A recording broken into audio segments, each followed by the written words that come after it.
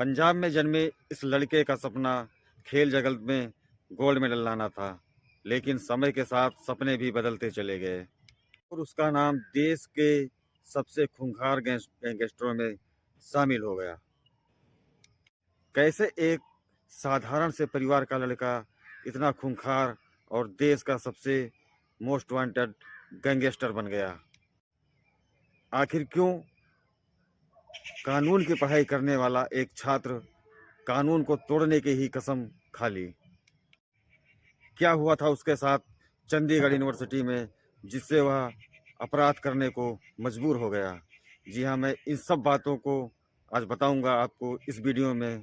और जी, मैं बात कर रहा हूँ लॉरेंस बिश्नोई की, जो इस समय भारत के सबसे टॉप 10 गैंगस्टरों में उसका नाम आता है और कई देशों की पुलिस को उसकी तलाश है। लॉरेंस बचपन में बहुत सीधा साधा सा लड़का था। वह पढ़ने में काफ़ी तेज भी था और उसका किसी से कोई लड़ाई झगड़ा भी नहीं होता था और बहुत साधारण से परिवार में उसका जन्म भी हुआ और उसके माता पिता यह चाहते थे कि पढ़ लिख कर वह किसी तरह कोई अधिकारी बन सके। इसीलिए उसको पंजाब के अबोहर शहर के सबसे नामी स्कूल में उसका एडमिशन कराया जाता है कि ताकि उसकी पढ़ाई लिखाई अच्छी तरीके से हो सके। स्कूल की पढ़ाई खत्म करने के बाद 2011 में पंजाब के चंडीगढ़ के डीएवी यूनिवर्सिटी में उसने लॉ की पढ़ाई के लिए एडमिशन ले लिया। कुछ दिन बाद इनकी मुलाकात गोल्डी बराड़ से होती है, जो उसी कॉलेज में पढ़ रहा था। धीरे धीरे इन दोनों की दोस्ती बहुत गहरी हो जाती है और समय के साथ साथ इनके सभी दोस्तों की संख्या धीरे धीरे बढ़ने लगती है और इनके काफ़ी सारे दोस्त बन जाते हैं। इसी बीच में कॉलेज के छात्र संघ का चुनाव होना था, जिसमें उसके सभी दोस्तों ने उसे छात्र संघ के चुनाव में अध्यक्ष के लिए दावेदारी करने के लिए कहा। उस समय के उन लोगों ने एक यूनियन बनाया सोपो नाम से। उस सोपो के अंतर्गत सभी छात्राओं को, अधिक से अधिक छात्राओं को जोड़ने का काम किया। छात्रों की संख्या जितनी अधिक होगी उतना ही ज़्यादा उनके पक्ष में वोट आएगा। इसलिए उन लोगों ने मिलकर एक सोपो नाम का संगठन बनाया और सोपो की तरफ से ही लॉरेंस बिश्नोई को छात्र संघ के अध्यक्ष का उम्मीदवार बनाया गया। और वह समय भी आ जाता है जिस दिन चुनाव होना होता है।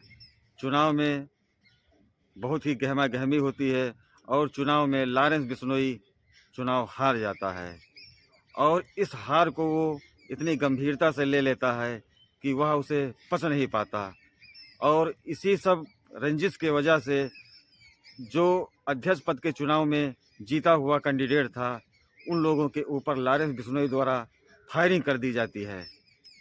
फायरिंग के इसी मामले को लेकर 2012 में उसके ऊपर केस दर्ज होता है और उसे जेल जाना पड़ता है। जेल जाने के कुछ दिन के बाद उसकी जमानत हो जाती है और वह वापस पुनः विद्यालय स्कूल में अपने कॉलेज में आ जाता है और लॉ की पढ़ाई करने लगता है। लेकिन साथ ही साथ उसको उस खुन्नस उसके मन में रहता है कि वह अध्यक्ष पद का चुनाव नहीं जीत सका और अपने विरोधियों को परास्त करने की फिराक में हमेशा लगा रहता है। धीरे धीरे दोनों गुटों में संघर्ष बढ़ता ही चला जाता है और कई बार इन दोनों गुटों में झड़प होता है। साल 2014 में लॉरेंस बिश्नोई को दूसरी बार गिरफ्तार किया जाता है और उसको राजस्थान के भरतपुर जेल में शिफ्ट कर दिया जाता है। एक बार पेशी के दौरान उसे कोर्ट लाया गया, जहां वह पेशी से ही भाग गया। इस दरमियान उसे देश के विभिन्न प्रदेशों के जेलों में रखा गया और दिल्ली के तिहाड़ जेल में भी रखा गया। लेकिन चाहे जहां हो, वह हर जेल में रहकर अपनी आपराधिक गतिविधियों को अंजाम देता रहता है। साल 2021 में उसके ऊपर मकोका भी लगाया गया और उसे तिहाड़ में बंद कर दिया गया। लेकिन तिहाड़ में बंद होने के बावजूद भी उसके अपराध ना ही रुके और ना ही कम हुए। यहाँ तक कि एक बार उसने राजस्थान के जेल से इंटरव्यू दिया और दूसरी बार उसका इंटरव्यू तिहाड़ जेल से न्यूज़ चैनल को लाइव दिया गया। इस इंटरव्यू के आते ही देश में कानून और सुरक्षा व्यवस्था की पोल खुल कर रख दी और सरकार की सभी नियम और कानून को भी। तिहाड़ के अंदर से ही उसने साल 2022 में सिद्धू मूसेवाला पंजाबी सिंगर के हत्या की प्लानिंग की और अमेरिका में बैठे उसके साथी गोल्डी बराड़ के इशारे पर इस घटना को अंजाम दिया गया। सिद्धू मूसेवाला की हत्या की खबर जैसे ही देश में फैली, पूरे देश में हाहाकार मच गया और इस लॉरेंस बिश्नोई का नाम एक बार पूरे देश ने जाना और सुर्खियों में आ गया। इसके बाद ये यहीं नहीं रुका और उसने एक बार राजस्थान के भरतपुर जेल में पेशी के दौरान उसने लाइव कैमरे के सामने और पुलिस की गाड़ी में बैठकर उसने बयान दिया कि सलमान खान को मैं मारूंगा और यहीं मारूंगा। और तब से लेकर अब आज तक भी वह सलमान खान को टारगेट पे रखे हुए है और इसी फिराक में रहता है कि किस तरह से उसे मार दिया जाए। कुछ मीडिया सलाहकारों का ये भी मानना है कि मुंबई में बाबा सिद्दीकी की हत्या लॉरेंस बिश्नोई के गैंगों द्वारा की गई और यह सलमान खान को टारगेट न बनाने का ही नतीजा है, क्योंकि सलमान खान के ऊपर बहुत टाइट सिक्योरिटी लगी हुई है सरकार द्वारा और उनकी व्यक्तिगत सुरक्षा भी। इसलिए लॉरेंस बिश्नोई बाबा सिद्दीकी को टारगेट बनाया। लेकिन इन सब के बीच में सोचने वाली बात यह है कि भारत का कानून, जेल प्रशासन किस तरह से काम कर रहा है। जो एक खूंखार गैंगस्टर जेल में बंद होकर इतनी बड़ी बड़ी घटनाओं को अंजाम दे रहा है और सरकार कुछ नहीं कर पा रही है।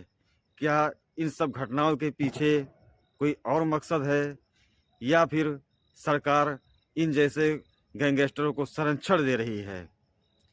यहाँ तक भी कहा जाता है कि इसके गैंग में लगभग 700 शूटरों से ज़्यादा की संख्या है। और लेकिन समझने वाली बात यह है कि यह आंकड़ा कहाँ से जारी हुआ। कहीं ऐसा तो नहीं कि इनके कुछ शूटर्स पकड़े गए जो उन्होंने अपने गैंग को ज़्यादा बढ़ा चढ़ाकर बताने के लिए ऐसा कहा कि हमारे पास 700 शूटर्स हैं, ताकि सरकार भी खौफ में रहे और इनसे डरे। इनका टारगेट सिर्फ पैसों के लिए ही होता है, ऐसा मेरा व्यक्तिगत मानना है, क्योंकि ये अपने आप को देशभक्त कहते हैं और बड़े बड़े उद्योगपति, बिजनेसमैन या फिल्मी हस्तियों को ही अपना निशाना बनाते हैं, जिससे मोटा रकम उनसे ऐंठा जा सके। और ये अपने आप को देशभक्त भी कहते हैं, लेकिन लॉरेंस बिश्नोई का कनेक्शन पाकिस्तान से भी निकला है।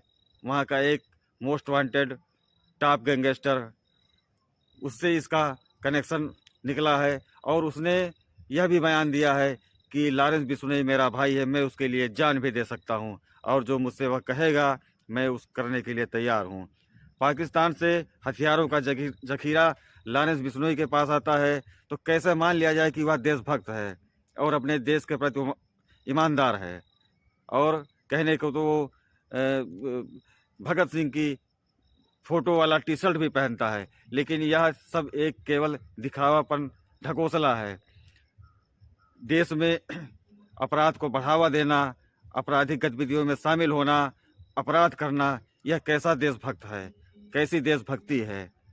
सरकार को इस विषय पर सोचना चाहिए और इसके ऊपर सख्त से सख्त कार्रवाई करनी चाहिए, ऐसा कि फिर दोबारा कोई गैंगस्टर इन तरह की हरकत ना कर पाए। तो साथियों, ये थी लॉरेंस बिश्नोई की स्टोरी। आपको कैसी लगी कमेंट बॉक्स में ज़रूर बताएं और हमारे इस चैनल को सब्सक्राइब करें। धन्यवाद। जय हिंद।